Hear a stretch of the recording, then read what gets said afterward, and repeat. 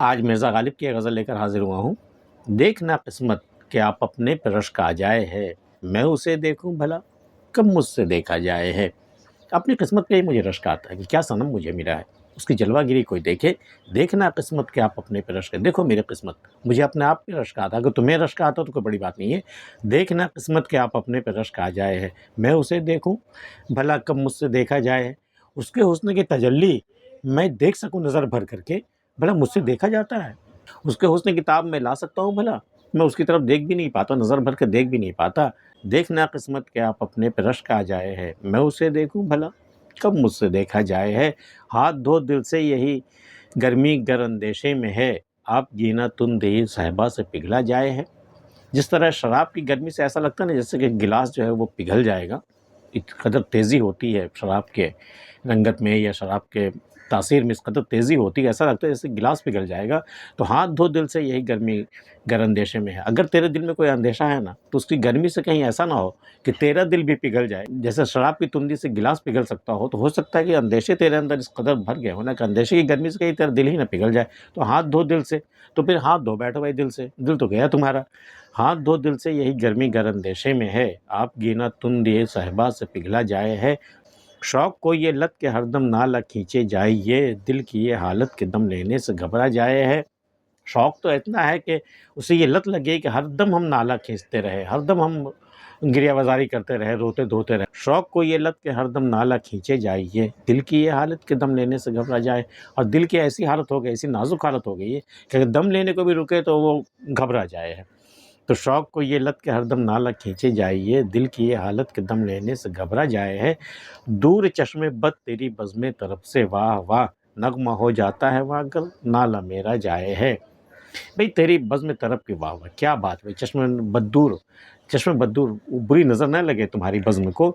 دور چشم بد تیری بزم طرف سے واہ واہ، نغمہ ہو جاتا ہے وہاں گر نالہ میرا جائے۔ اگر میرے رونے دھونے کی آوازیں، اگر میری شکایت تیری بزم میں پہنچ جائے نا تو وہاں نغمے کی طرح سنا جاتا ہے اس چیز کو، اور تیری بزم کو نظر نہ لگی کسی کی۔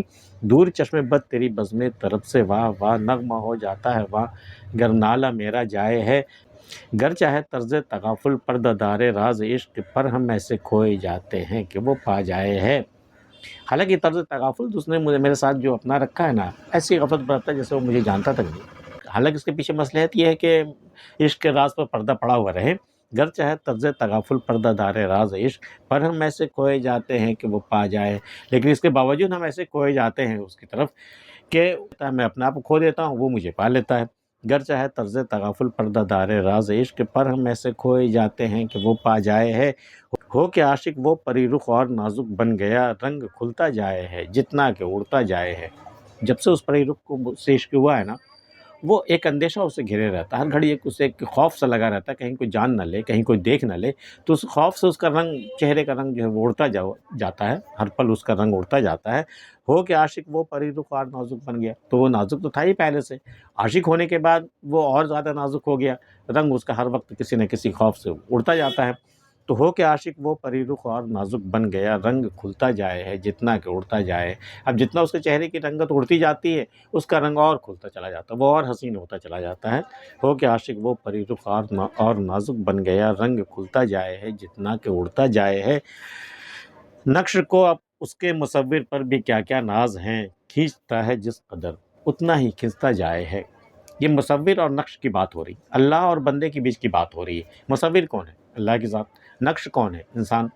تو کہتے ہیں کہ مصور کو اپنے نقش پہ گمان ہونا یا ناز ہونا کوئی بڑی بات نہیں ہے کہ بھئی مصور نے کیسا نقش بنایا کہ اس پر وہ ناز کرے، لیکن یہاں الٹا معاملہ ہے کہ نقش کو اپنے مصور پر بہت ناز ہے، نقش کو ہی، بندے کو ہی اپنے اللہ پر بہت زیادہ ناز ہے، نقش کو اس کے مصور پر بھی کیا کیا ناز ہے۔ کھینچتا ہے جس قدر اتنا ہی کھنچتا جائے۔ اللہ اپنی طرف بندے کو جتنا وہ کھینچتا ہے، بندہ اتنا ہی اس سے دور کھنچتا چلا جاتا ہے۔ یہ ایک ناز و ادا کا کھیل چل رہا ہے کہ نقش کو اس کے مصور پر بھی کیا کیا ناز ہیں، کھینچتا ہے جس قدر اتنا ہی کھنچتا جائے ہے۔ سایہ میرا مجھ سے مثل دودھ بھاگے ہے اسد، پاس مجھ آتش بجا کے کس سے ٹھہرا جائے ہے۔ میرا سایہ بھی مجھ سے دور بھاگتا ہے، ٹھیک دھوئیں کی مانند، کہ پاس مجھ آتش بجا کے کس سے ٹھہرا جائے۔ میرے جیسے دہکتے ہوئے پیکر کے ساتھ کون ٹھہرنا چاہے گا، کون بیٹھنا چاہے گا؟ تو سایہ بھی مجھ سے دھوئیں کی مانند دور بھاگتا ہے، اور آتش بجا، اپنے آپ میں اندر بھی آگ لگی ہوئی ہے، باہر بھی آگ لگی ہوئی ہے، پاس مجھ آتش بجا کے کس سے ٹھہرا جائے، بھلا میرے جیسا آتش بجا کے پاس کون ٹھہرے گا، پاس مجھ آتش بجا کے کس سے ٹھہرا جائے۔ آج کی ویڈیو میں اتنا ہی۔ مرزا غالب کی یہ غزل آپ کو کیسی لگی ہمیں بتا سکتے ہیں۔ ملتے ہیں پھر کسی اگلی ویڈیو میں، تب تک کے لیے اللہ حافظ۔